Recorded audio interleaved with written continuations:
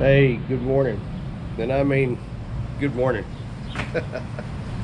If it looks like I just woke up, it's because I did. I wanted to get this vlog done for you guys. I've seen and heard many stories about expats having children here in the Philippines and not doing the things that need to be done to get their child their U.S. citizenship, or waiting years to where it becomes even more difficult. I wanted to just encourage you that if you've had a child here in the Philippines, like everything here, it's just a matter of jumping through some hoops. But it can be done, and it can be done quickly. Actually, depends on what you call quickly. But we, as you know, Jen and I had baby Benjamin back in September. And I kind of put myself in a time crunch, and I'm kind of glad I did, because it motivated me to figure all this out and get it done quickly. But I had already purchased tickets for us to go back to Texas to spend time there.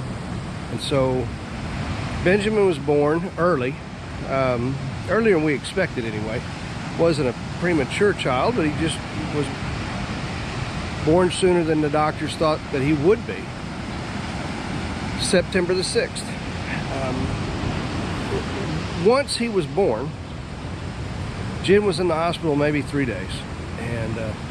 And I'm not going to get real specific on dates and things like that, but I just want to kind of show you what the process was. Just to encourage you to, get it done. Do it, be over it, be done with it. It's been a huge benefit for us having done it. She spent about 3 days in the hospital. At the end of that 3 days, the hospital, we had Benjamin in a public hospital. At the end of that 3 days, we picked up on our way out. It's basically a certificate of live birth from the hospital, but it's not a birth certificate. It's not recognized as a birth certificate. There's lots of things you have to do after you get it to be able to get the actual birth certificate. So we took that within a matter of days. We took it to, since the hospital was in Urdaneta, which is in Pangasinan, we had to file that in Urdaneta at the municipality. So we took that then and went to the Urdaneta municipality and located the office that handles the birth certificates. And we wanted it expedited, so we paid another couple of hundred pesos. It's like $4 to get that process expedited. Otherwise, it could take up to 6 months, believe it or not, for that to actually happen. But within a week, we were able then to come back to the municipality, get the endorsed paperwork along with the hospital certificate of live birth stamped by the municipality verifying it's legitimate. And then we took it from there to Colascio, to the PSA office. Once we were there, we then filed that. It's very easy to get that filed. Again, walked in to do it. And within a month, so towards the end of October, we had the PSA official, and there's no birth certificate that's official unless it comes from the PSA office, which is the Philippine Statistics Authority office. We had his official PSA birth certificate, and that's pretty fast. Everybody tells me that was very, very, very quick the way we did that.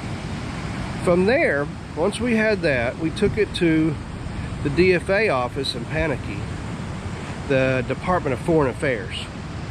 And again, we walked in. We didn't have to have an appointment because he's considered priority as a new birth.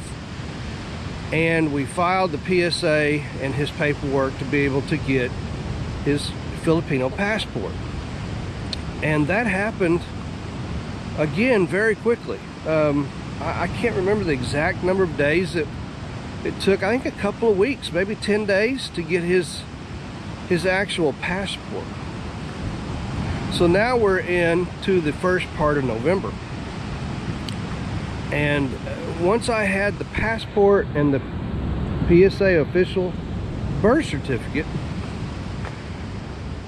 I then went and started the process of getting his what's called a CRBA, Certified Report of Birth Abroad. That's what it is. I believe that's what it stands for.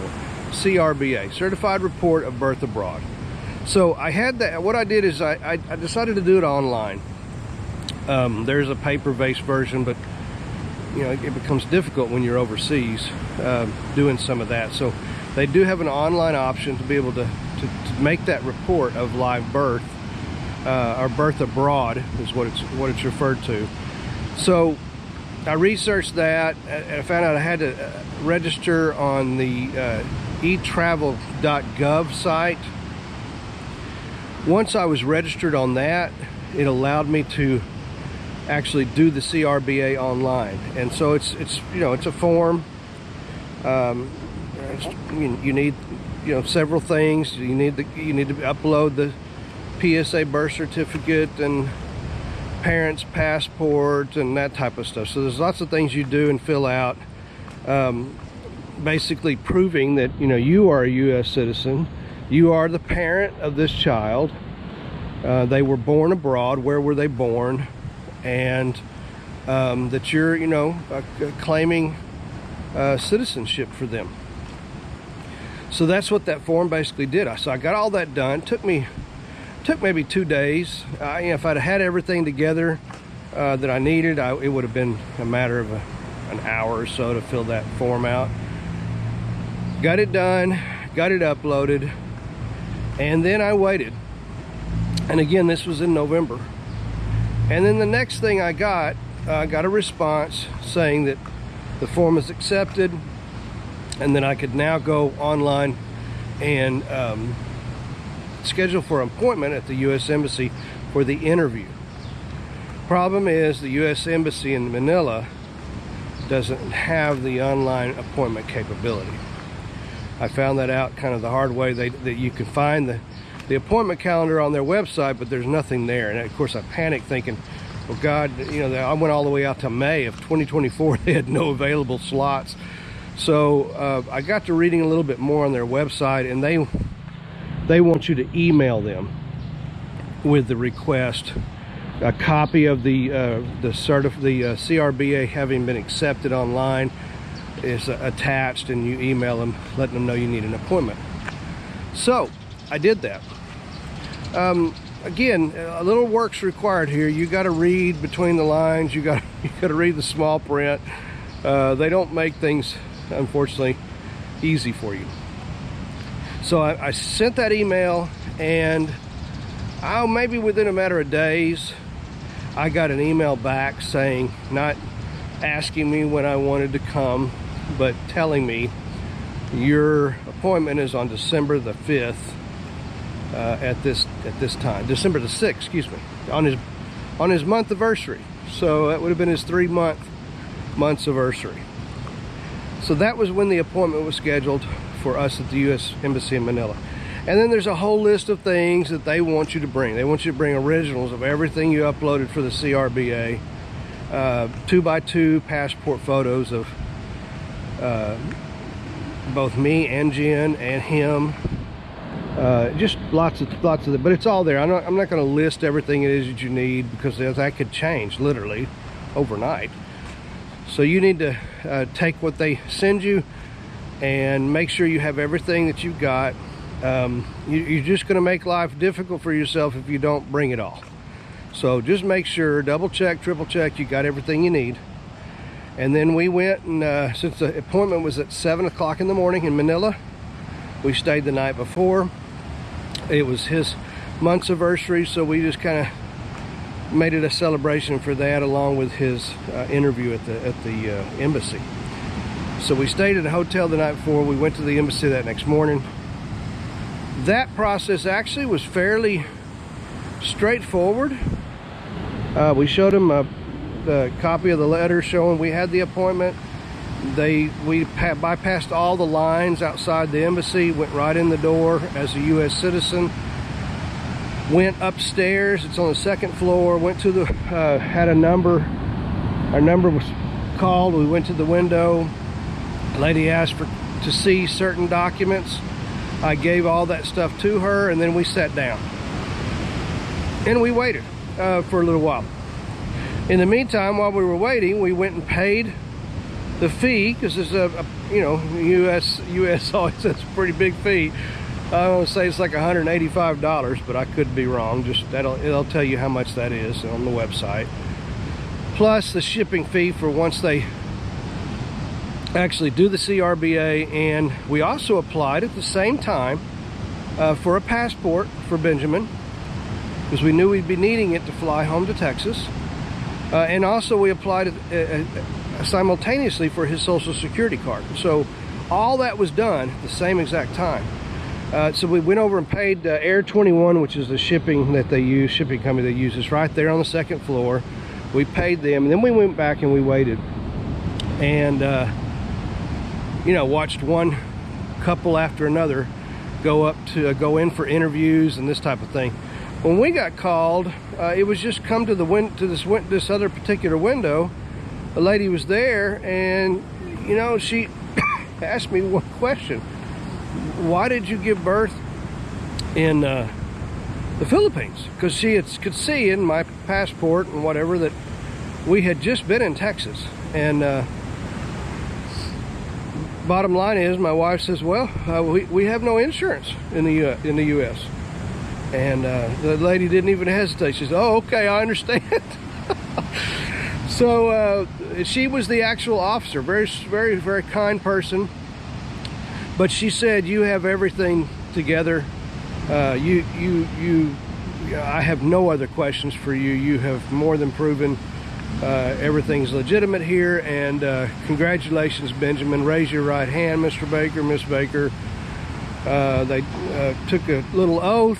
And then she gave us some of our paperwork back, and she checked with a couple of people, came back, and she said, shouldn't be a problem.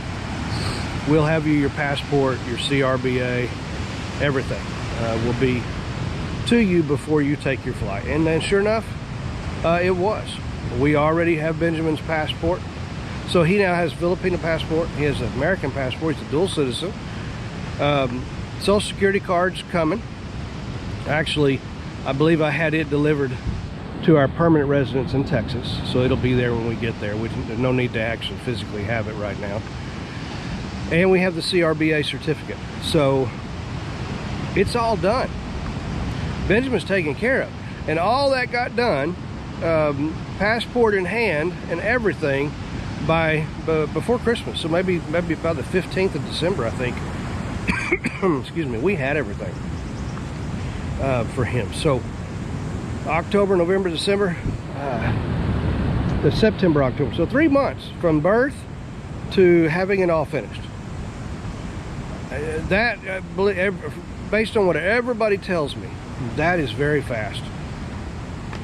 But it just all kind of flowed. And again, having the motivation of getting it done before our flight, because what I didn't want to have to do was rebook a flight, an international flight with 4 tickets. That's just nuts. But it's all done.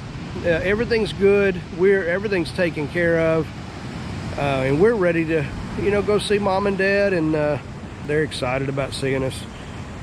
Be Benjamin's first trip to the U.S. Jen and Genesis be their second time to go. And yeah, who knows what life holds going forward, but this part of the chapter is written. And I just wanted to encourage you guys to, if you've got a baby, you're a U.S. citizen, you've had a baby here, take care of that for them. It opens up so many doors for them in the future. Gives them a lot of other options, I guess you could say. And I encourage you to do that. I think the process probably would get more difficult as time went. I don't know that for a fact, but it just makes sense to me that it would. But we did it. We got it done. Hey, and guys, thank you for subscribing to the channel.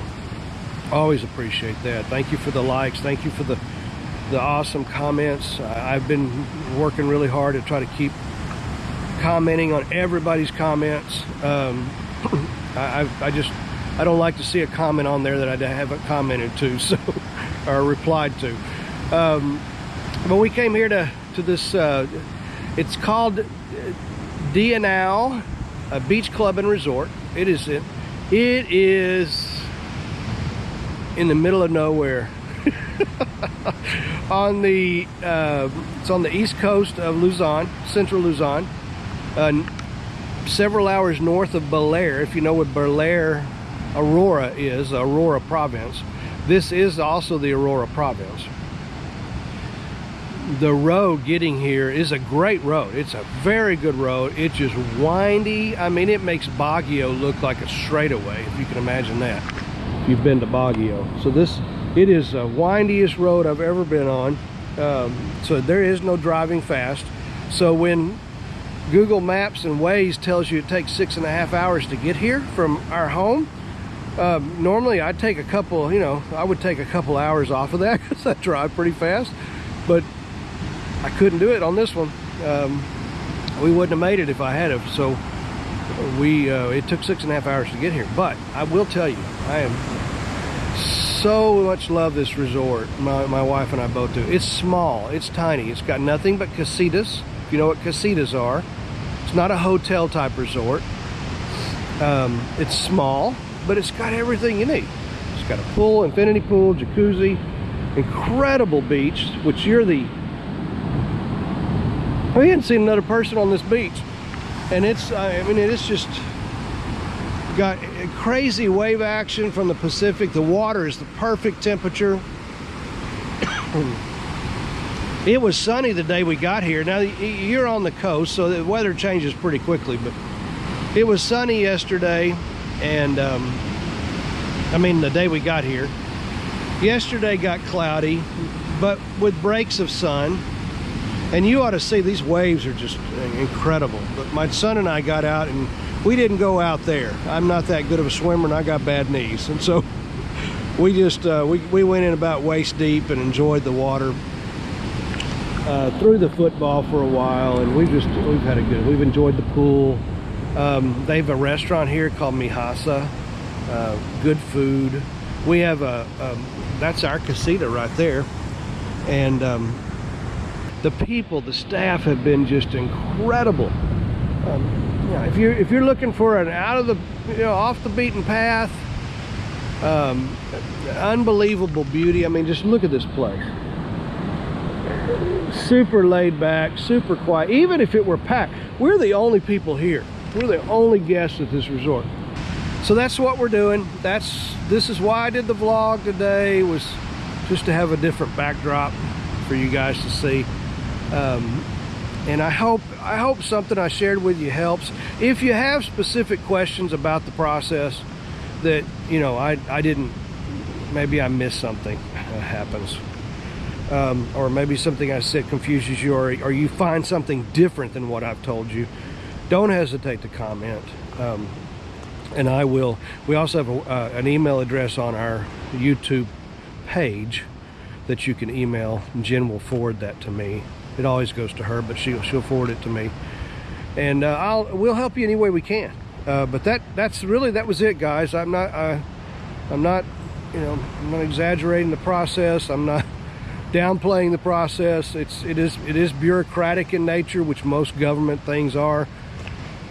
But as long as you understand that and you're okay with doing what needs to be done, and even if it doesn't make sense, just do it. It's just kind of my philosophy when it comes to government stuff. You just got to do it. And so that's what we did. And yeah, there is our new American citizen, Mr. Benjamin William Baker. Ben, would you like to say anything to the audience as far as what it feels like to be a U.S. citizen? Well, you saw the smile. He's pretty happy about it. He didn't have to do a whole lot. I tried to tell the embassy that they could ask him any questions they wanted, but I wasn't sure that he was going to respond. All right, guys, we'll leave it there. Y'all take care, and God bless you.